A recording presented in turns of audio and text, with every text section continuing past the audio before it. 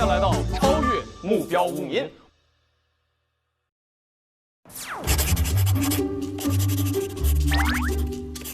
这是在练签名吗？对呀，怎么样？只能说是人如其名吧，感觉你臭臭的。那咋整啊？这签不明白了，太难看了。哎呀，你就自己就别练了。这样，我给你找个老师，有请。高能不无聊，精彩马上到！欢迎大家来到桃花坞专属访谈节目《超越目标无名》，我是高超，我是高月，我们是双高台。欢迎本期嘉宾徐若涵，来吧！啦！太有氧，西西大王，西西大王。好，你知不知道我们这个节目是干嘛的？不知道。还不知道？不知道，走了。给你介绍一下，这个其实就是咱们玩游戏聊天，然后来赚桃花币的。哦。至于桃花币赚多赚少呢，全是看你表现，然后我们会根据你表现来给你打个分儿。没事，钱不重要，跟他俩在一起聊天就好了。给10桃花币，拿5000。不是，先给10，因为我刚刚打赌，我们已经。对，我们刚才猜老鼠干。我们从来自己都分不出来，西西往这一坐，直接点出来哪个是高超，哪个是。然后打赌赢了，所以说我们奖励他10桃花币。10桃花币，来吧。谢谢你，我明天去买烤肠吃。好，我们首先来第一个环节，看左边这边桃花坞的入屋档案。第一个屋内编号1到15的话，你会给自己一个什么样的编号呢？给中间吧。中间8吧，因为我上小学学号好像就是8。这都能记得的吗？对，因为我们是1到60，然后我是8，我也不知道为啥，反正就是8。那个是因为小学一个远古的数字啊。这次来到桃花坞的目标是什么？这次桃花坞的目标是多交一点朋友。哦，对，因为我的朋友圈比较少，因为我是拍戏嘛，然后可能就是又不出去社交，所以我的朋友就只有合作过的演员。大家基本都是圈子里面的。对，只有合作过的人才认识，没有合作过的都不认识。所以多合作，多认识一些朋友。对，在努力拍戏了，然后现在也来到了我们的桃花坞，然后就认识了很多人。本次的我们的宣言是什么呢？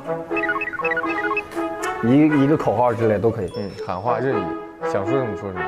那就是西高超西高越好，西高超高越，西高超高越，西高超高越行。哎呀，说太好了，再给10桃币，没有，还是拿2万又能怎么样？拿2万吧。OK， 好，下一个问题，你妆造最重要的一步，或者是耗时最久的一步是什么？女生的话都是贴假睫毛吧，因为假睫毛就是它得画个眼线，然后还得把你自己原本的睫毛夹起来，然后还会贴上去，然后再刷一层那个睫毛膏，因为我不喜欢贴假睫毛。那它会比头发做的时间还久吗？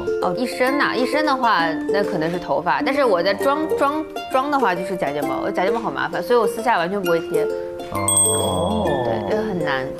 你觉得高宇你花费时间最长的是什么？花费时间最长？头发吧，我刚刚听到了。不是，他花费最长的时间是在这个对自己的镜子欣赏。看帅气迷人的脸，看帅气迷人的脸。哎呀，帅气这个词儿，用的太好了。西西大王有备而来，他所有的话都这么悦耳，我已经想给钱了。好，下一个问题 OK 要说一下一个最难忘的上当的经历。最难忘的上当经历就是应该是今天刚播出，大家去乌库库领钱嘛，然后说只有1万块钱，然后说是你看看你从里面拿多少，我以为是每个人给1万，我拿了5000，最后就是后面的10几个污民只能从剩下的5000里面分，然后最后的徐志胜和贺峻霖他俩就是一人好像手里拿的不到100块钱。那最后这5000怎么办呢？就是被徐志胜全部充公，我是0，然后清零了，从0开始。但是我好像没有什么上当经历吧。哎，我看到你们的抖音还是什么，你用他的支付宝买东西。那我确实经常，我随时。好的，我们的入户档案已经填好了。入户档案填好了。最终获得多少桃花币？我认为直接给到10，可以。哇塞！我们直接进行第2项，第2环节，个人技。你展示一下你的个人才艺，然后你才艺这个越好越厉害呢，我们这个奖励越多。对，我仅存的才艺就是画画了。画画可以，但是我们还知道你这个表情包模仿特别厉害。啊，怎么样？来吧，来一个吧。过腮。OK， 全是兔子。太可爱了，有点太可爱了，有点。太可爱了哈！啊，我们来恭喜这个西西大王获得了20桃花币。哎，那第3趴了，就是一个叫做屋里好好聊，我们就是聊聊天，畅所欲言。 OK 具体这个桃花币给多少呢？是看你回答问题如何了。 OK， 好，首先第一个问题，高超帅还是高越帅？高超帅还是高越帅？哈哈，没有。没有。都很帅。好，第一个问题，那个第一次参加观察类的真人秀感受如何？我觉得挺好玩的，因为之前参加的综艺比较偏那种，就比如说比较演技综艺啊，可能压力会比较大。然后到这边来的话，就会觉得很轻松。再加上因为我们也是住在这儿，然后就会感觉真的是生活在这里，就是很不一样。对。新五民里边你是和谁最快的非常熟悉了？我记得我刚来的时候，应该是跟那个袁咏仪姐、亮亮姐，因为我俩住一块儿，我俩是床是对着一起，然后我俩一起铺床了。然后就是跟冠英哥也还行，因为我俩一块儿做垃圾袋儿。然后小贺也是，就是刚开始的时候聊了一会儿天儿。然后恩利也是，因为我俩刚开始好像他坐我旁边，对，就是熟这几个人熟一点，后面也慢慢的跟大家都更熟了。在我拿错钱之后，所有人都熟起来了呢。你来之前这里面的人有提前就认识的吗？王子琪之前见过，但是没有微信，就是在活动上见过。徐老师，咱俩加微信了。谁在加微信了？海哥，咱俩加过。他什么时候？我还跟你聊过天儿，你现在给我忘了是吧？我现在把它删了。哦，这人是你啊！跟我聊天，你不知道谁是我？知道。然后其他的人好像就没有了，就其实纯就是来到了一个全新的环境。在桃花里哪个环节让你觉得特别印象深刻？好多哎，就比如说，我记得有一次我们出去吃脑花，然后我们吃完脑花之后，突然一看手表，说好像到日落的时间了，然后我们的那个小分队就冲上了外面的人行天桥去看一场重庆的日落。因为我们第一次来的时候，因为它一直在阴天，因为重庆不是雾都嘛，然后我们那天看到的日落就很开心。我真是想到哪儿干到哪儿。对，阴天也有可能是因为雨神了。然后我们就一块去洪崖洞转了一圈，大家戴着口罩从洪崖洞走了，但是我们有记录下来。因为最后我们在洪崖洞底下被导演组抓到了，对，陈天海就开着车，我们就直接冲走了。这个好，对，我们就自己跑了。这好难忘的经历。哎，你期待桃花坞里办一个什么活动？我就想说，如果可以的话，大家可以来一起嗨唱，对，应该会蛮好玩的，因为感觉大家唱歌都很好，很有氛围。导演组可以采纳一下西大王，对，让志胜哥来个独唱。然后最后发现他们都没有版权，就我们开头唱3句之后就钱没了，都不知道大家为什么突然就嗨了。对，就在 BGM 里嗨起来了。哎，这个很想问，就是今天我们也看到了，就是说那个之前你会说觉得自己没有朋友，你现在还会这么觉得吗？不会的，我就觉得说，像你们2个也是我的朋友，对我觉得很开心，因为真的就是在这个地方交到了很多，就是每天都想见到的人，就是你录完这期就想录下一期，就想说跟大家什么时候见到。那你会不会觉得在这儿适应了一个大宿舍、大群居的生活，回家很不适应这种？会，因为我上一次第1期录和现在这期录其实是从一个剧组到了另外一个剧组，然后每次回去自己一个人坐在屋子里的时候在发呆，说哎好想大家。对，而且我很神奇，因为我睡眠很差，但是我在桃花坞睡得很好。哦，是吗？对，说你可能精神非常放松。对。可能是这个拿了太多的钱，然后这个兜里掏了5000啊，睡的就是踏实。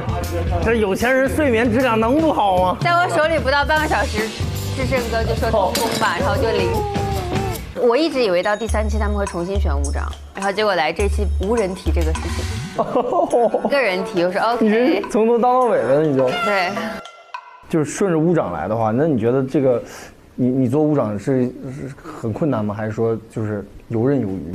其实我压力蛮大的，因为大家其实，在上一期的时候属于一个资金困难状态，就是我们的2号楼其实是欠款去去开的这个楼，然后那段时间就压力很大，一直想说怎么可以把这个公款补上，然后也没补上，就觉得那就没补上喽，就纯当老赖了呗。就老赖呗，在台湾。哎呀，阿如那哥欠了多少了？阿如那哥好像欠了快500-600桃花币还是？无所谓吧，没什么。他每次都是从那个冰箱里拿吃的，我们就说你哪来的钱？你先吃吧，先吃吧，不高兴。哦，怪不得呢。你做舞长这个经历有没有可能小时候也干过什么班干部之类的？我其实没啥，我小时候唯一当过一次课代表，然后就再也没当过。因为我是那种说实话，我不是很擅长跟大家一起沟通交流，然后我又是耳根子很软，不善于决策事情的人。对，我就很害怕，就是去面对大家的选择，我要怎么去平衡，我就很担心这个事情。之前在匿名聊天的环节当中呢，你非常努力地分析了这个全错的结果。我觉得1、2、3是女的，我怀疑1、2、3是袁咏仪姐。不吃素，不会是黄俊瑜？我觉得八方是个女的耶，不会是方圆姐吧？不是恩丽吧？恩丽。我是在看到节目 cut 我才知道我全错的。哦，没有人公布正确答案吗？他们公布完我忘了，然后后来就是行为艺术了，然后我以为说那应该猜的至少对上个3、4个吧，然后猜错了，很认真，做了笔记。啊，我们都知道你是这个动画专业的，非常会画画。对，然后你在这个红毯上的签名又快又好，还能设计这个头像，哎，每次设计的头像都不一样。今天很开心，就画一个 wink 的表情，或者是就是笑，或者吐舌，就这种。哎，有没有可能就是我高超的那个签名，你给我们整点小巧思？画个头可以啊，我可以回头给你们画头像。别回头了，我们这个低头就能看。可以写你的名字，然后把你们的头画在旁边。好呀。哇，哦，真的好，哇，超，哇，这还有个鬓角。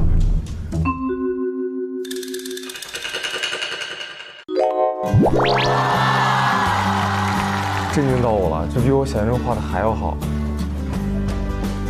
OK， 再画个小星星。可以给我点个痣吗？啊，可以。这个都知道厉害，没想到这么厉害。这个刚才有计时吗？真的不到20秒吧，不到20秒就一边看着一边画，然后神态也有，好厉害，好厉害。以后那个失业了，去天桥底下画头像。哎，那你在社交当中是主动会观察到别人的情绪那种人吗？会，像刚刚看日落的时候，然后哭腾哥就感觉有点哽咽，说到最后，然后我就说你要哭了吗？感性了，他说感性了。你是那种看到别人有点不开心，你会主动的去回应的人吗？会，就有的时候不知道怎么开口，就比如说你要不要吃点什么，喝点什么这种。这个在桃花坞里有没有哪个小动物你最喜欢、最有眼缘？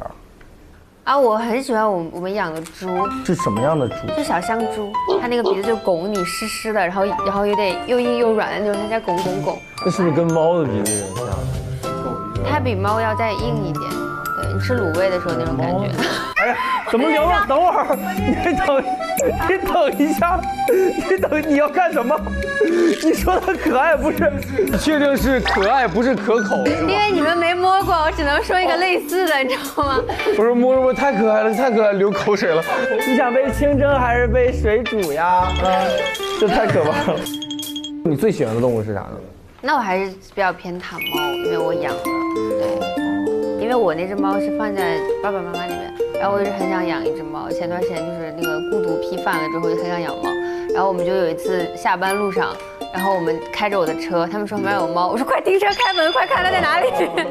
那野猫的花语是手慢无，你知道吗？哦，对，你要这么说的是的。来，你上来吧。猫贩子。你会觉得猫的性格会和你很像吗？有的时候会，对，因为我是属于那种有的时候间接性自闭，就是像猫一样，就是想找你的时候过去找你，不想找你就一个人待着的这种。上次就是直播的时候，纯大漏勺。对。哎哎，那我们一帮人在一起会不会很紧张，一天会放不开，就感觉好像大家在一起玩那个行为艺术的时候就放开了，就挺开心。然后我们玩狼人杀的时候也是丝毫没有手软的，就刚开始我们一起在群里线上线下，大家都玩的不能再剧透了。好，其实剧透到这一步，不能再剧透了。其实大家也没狼人杀，其实大家也没，咱给大家演出来吧。也没听。那你生活当中也是这种性格吗？就是会藏不住事儿啥？对，因为我老忘，就是我前一秒跟我说的事情，我可能 OK 我知道了，然后过一会儿就忘了，就不小心说了，而且我的嘴比脑子快，你知道吗？行，看来有事儿不能接口了。比如说有一个很开心的事，你会急于跟身边朋友分享那种。如果有分享的人，我会说，对我分享的可能就固定1-2个朋友，对，因为就像是我之前老发朋友圈，然后到现在我已经快3年4年没有发过朋友圈了。因为之前觉得说哎好好玩，然后发出来，现在觉得说好像我想分享的人，我知道是谁，我就直接发给他。我们好像也是。对啊，咱俩就这2年几乎不发朋友圈了。但我没明白，我没有仔细想过为什么这是。我是纯不想分享，我纯不想分享。然后好，那个下一个这个问题呢，就比较的这个官方，比较工作了啊。OK， 就是在你所有演绎的现偶里面，有没有哪个角色是让你感觉到印象最深刻的？现在目前有哪个印象最深刻？那我当然在腾讯要说腾讯的戏了，那就是夏花了。超有平台意识，哎也没有啦，因为就是其实夏花会比较不一样一点，因为她是一个得白血病的女生，她就马上就要死掉了，她其实就是向死而生，经历了这一段时间的拍摄的之后，我好像从她身上学到了一些东西。就是很多事情我会选择直球，我不会选择去让时间就这么度过去，我会觉得说当下比较重要。我觉得有的时候演员的一个很神奇的事情就是，你可以从角色的身上学到很多东西，然后你身上会背着每一个角色的各种东西去走完你的一生，我觉得很有趣。哎，那这是有没有可能是你这个突然从这个动画专业、画画专业转到这个演员的这个契机啊？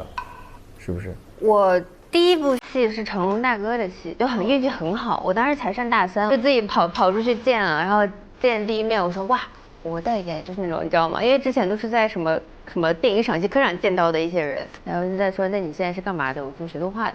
你就录10期片段，录个自我介绍吧。然后我就录完之后我就走了。半个月之后，他说那你来上海吧定妆，然后我就定了。但是很开心，那部戏都是来的老前辈，他们其实就是从白纸一点一点教我，然后大哥对我也很好。然后第2部戏就是《急先锋》，然后认识了杨洋他们，对，然后就一点一点基本往这个方向走，就很神奇，就运气很好。这个经历真的很神奇。对，但是后面其实你也明白，运气只是一时的，你还得靠自己努力，所以也在慢慢的一点一点在学。就是人生就是各种尝试。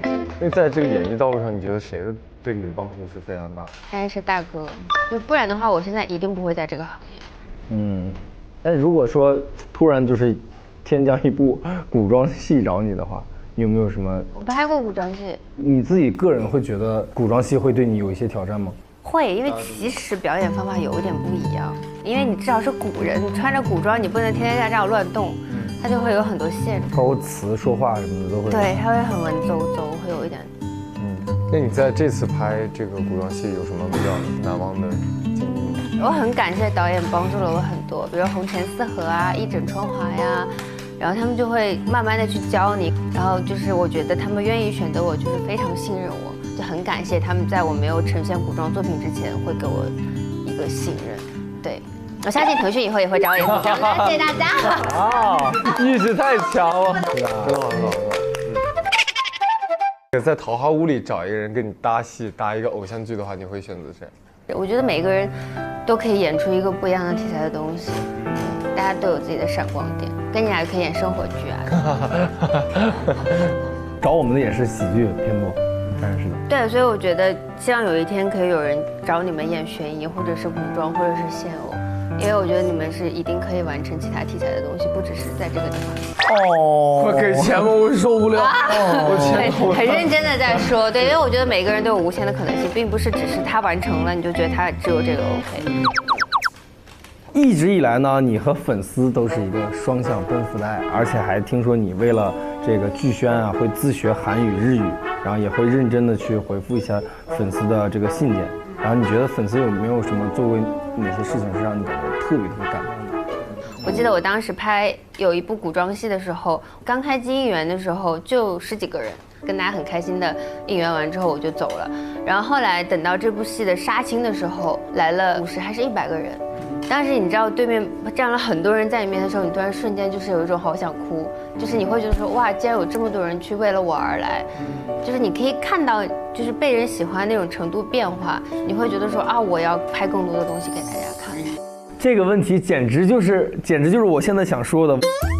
很多人都说他们是你的这个采访粉，说你被采访的时候逻辑清晰，很有情商，怎么看待这件事？我认为完全正确，说得太好了，聊得太开心了，就是情商也很高，也足够真诚。你足够真诚，你是咱俩回答，是西大豪回答。他本身人就好，那就不用说什么情商啥的，都不需要这些东西。哎，那如果你对自己的这个采访粉说一句话的话，你会说什么？我会读更多的书，然后会给你们讲更多的故事，因为你拍戏会很难去静下来阅读，而且短视频会把人冲的说我没有耐心读书了，哎，会强迫自己的。有没有什么推荐的书？我可以看一下手机吗？因为我是那种我会记录的。可以啊。谢谢。就是韩国最近的就是女性文学会比较，然后就最近有在看这种，我真的很喜欢《对我无害之人》，就是第一篇的《祥子的微笑》，我很喜欢，它讲的是东亚家庭会错失的一些亲情。然后呢，我很喜欢白先勇的《台北人》，他写的每一个人会非常鲜活，然后你就会了解到那个时代那些人的那种感觉，我非常推荐这本书。还有那个《北野武小酒馆》，就是你可以通过这个短片去了解一个导演。对，就也是这些小短书就很好玩。哎，我发现你一般看的很喜欢看的都是跟每个人不同的人生什么的相关的，是不是？对，然后有的时候会写一些矫情的小短文，有的时候看那个卢米抒情诗，里面也是写的会很好。那写情书可以参考卢米抒情诗，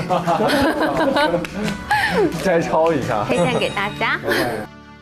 在粉丝对你说的话当中呢，你觉得哪句话是最对你这个鼓劲儿的？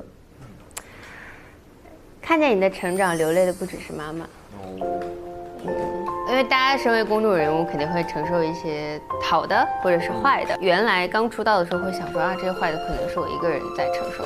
然后，但是当你有一堆人站在你身后的时候，你会发现他们会分给后面的人，你的不开心或者你的什么事情，他们也会同样的去感同身受。所以就想做得更好，希望可以保护好他们，去不让他们受伤。OK， 我们这趴这个问题就结束了。结束。然后我认为啊，这个桃花币的环节直接给满了，就别唠了。没事儿，您不行啊，我没那么多话讲。你要不要那是你要不要，我们给不给是我们给不给。这玩意儿放我这儿，你就5万起步了，这就不苦苦连夜倒闭。不行，这给拉满，直接拉满。现在70枚桃花币。OK， 那我们进行最后一个环节。最后一个环节叫做什么呢？叫屋的全能王，其实就是玩游戏挑战。来了，游戏黑洞来了，看看吧。游戏环节是什么呢？你现在有70枚桃花币，然后旁边有一个许愿池，然后你投进去多少，一会儿玩游戏只要赢了就是双倍返还给你啊。你可以70 all in，你也可以投10块或者投20倍。那我70 all in 呗。对，我觉得参与最重要了，都要投。大家都竖起的一致。是吗？哎，我们是所有人的 all in 是吗？几乎所有人的 all in。哇，投完了！对。这个吧，我觉得非常适合你这个游戏。给你举个例子，比如说这是一只猫，就是猫咪2个字，就我要来给你形容怎么画，你给它画出来之后让它猜，那我不能直接说你给我画个猫，这肯定不行。就比如说这边画个圆啊，这儿再怎么着，这儿再怎么着，大概这个意思。哦，来吧。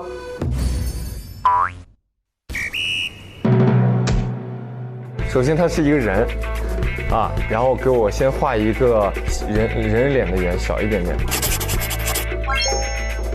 人脸的上面，头发的部分是一堆小圈，给我画一堆小圈。包租婆。对了，他画太好了，不能让你画。咱俩来画，咱俩来。那个给我来一个长方形，然后竖着的长方形。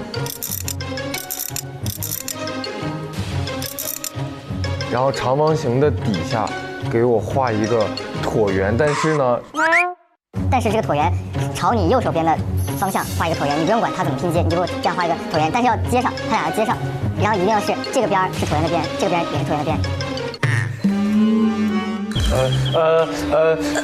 椭圆的两头连接这个就是半圆，椭圆逻辑的半圆。高月，这是什么东西啊？火腿肠吗？不是这个，是一个非常大的半圆，是朝你这边斜的半圆。行，是可以。然后一个大椭圆。哎，你这一笔神来之笔。然后呢，在这个椭圆的下面给我放2个竖杠，要和上面的方框对上。然后呢，我需要你按照立体化的形式。你搁那许愿呢，高超？你可以，你能做到。我们现在看到的是这个东西的主视图。我们现在需要把它，我们把这个长方形画成一个立方体，可以吗？你就凭你感觉画。首先它得是斜着的吧，高远。哎，对了。哎，给它放上，然后请在这个立方体的最上面画一个小小的圆圈。对，就在这里。有思路吗？虽然思路吗？抽象，但是高楼大厦。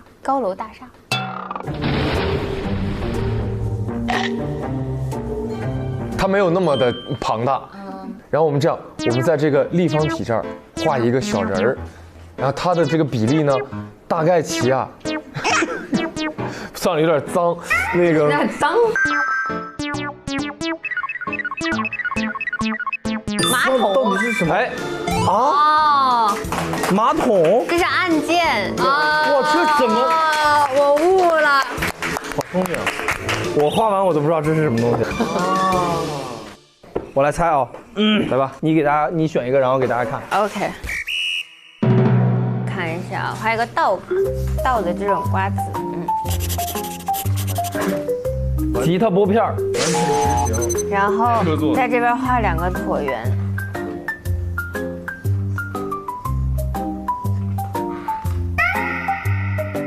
这还看不出来的话，我想一下，这还看不出来的话，这还看不出来的话，确实，吉他王现在越来越抽象。吉他拨片没有，那这样吧，那在它旁边再画个爪子吧。爪子是，这是人吗？不是啊。哎，我都能学出来。人以外的东西，想象中的。那我们再画一个它的家吧，一个椭圆，一个圆吧。这是什么很？然后在旁边再画一个圈儿。半圈这样。对，可以。木星。哦，知道了，外星人。哦。还有他的家。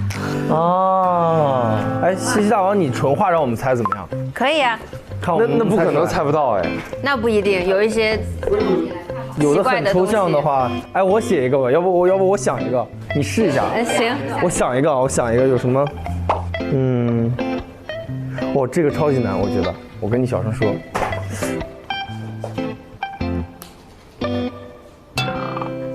我觉得不太好画。素。是吗？但是一个物品。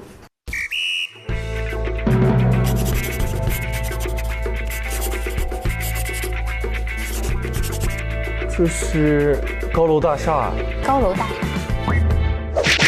3个字儿，3个字。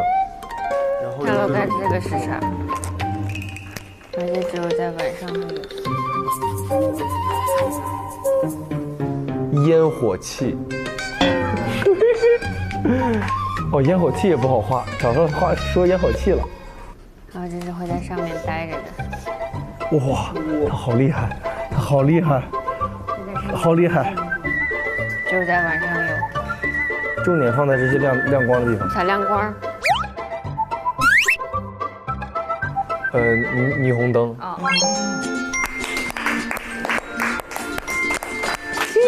大王，滴滴大王。我们这个西大王完美的完成了第一个游戏，然后我们进行第二个游戏。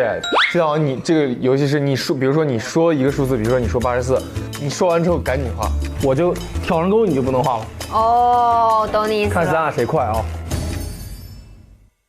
准备好了吗？哎，好紧张，好紧张。 OK。 3、2、1，开始。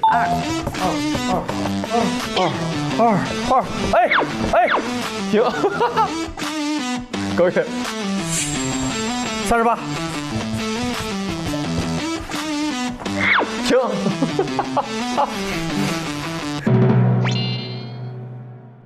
3、2、1。 67。 67，等会儿，67，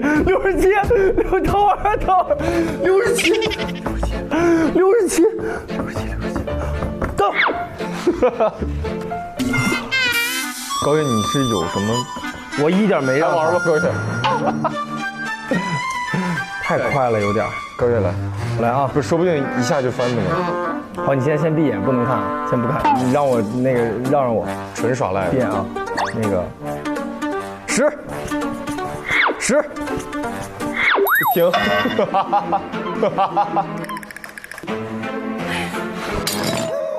该我说了。对。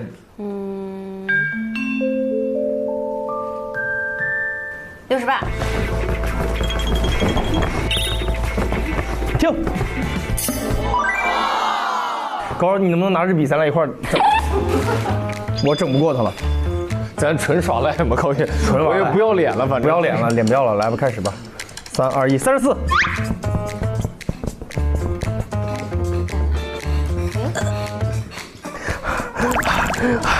哪有34啊？高远没有吗？有34，在这儿 ，OK 啊，好了。有战术，等会儿他有战术来。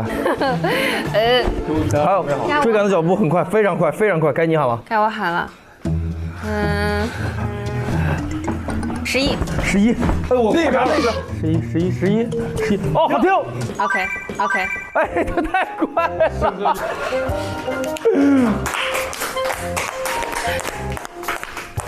太快了。我们恭喜西大王获得了游戏的胜利。哦，我们刚刚一共投了多少桃花币？70桃花币，我们可以获得最终获得140枚桃花币。哦，恭喜！好，我们合影留念吧，来吧，拍个照片吧。哎，我们拿着我们的画，哎，我要拿着我的画，对，感觉是那个什么美术课下课了，老师画的，老师画的太好了。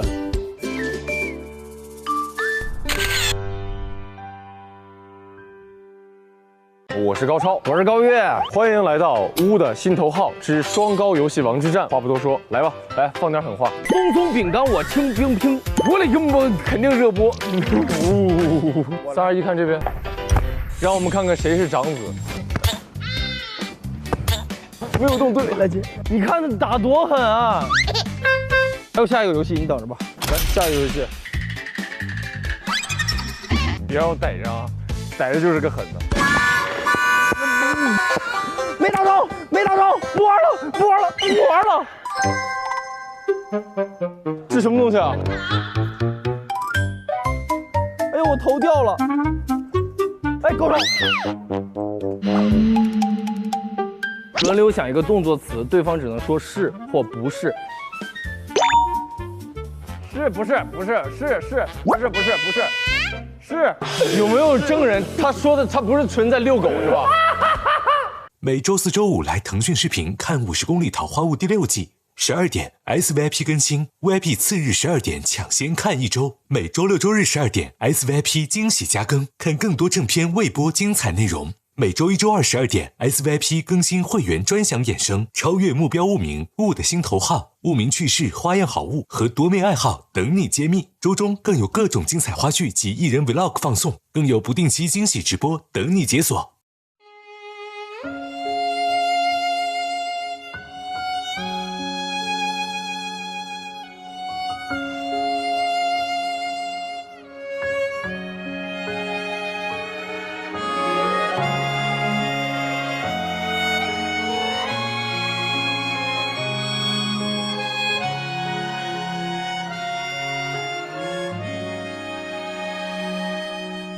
刚好天气晴朗，桃花又开放，刚好安静的床，落一束晨光，刚好你的脸上有温柔荡漾，刚好人海茫茫，我们正相望，我们飞。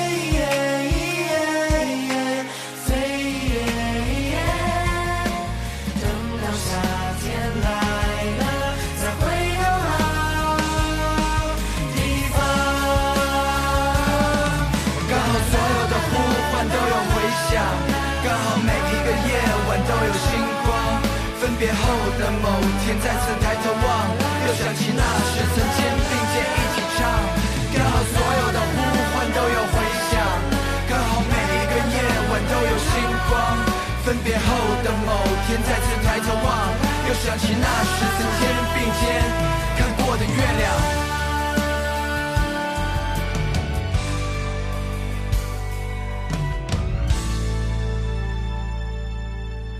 你又背起行囊，我也去远方。路漫漫岁月长，别后莫相。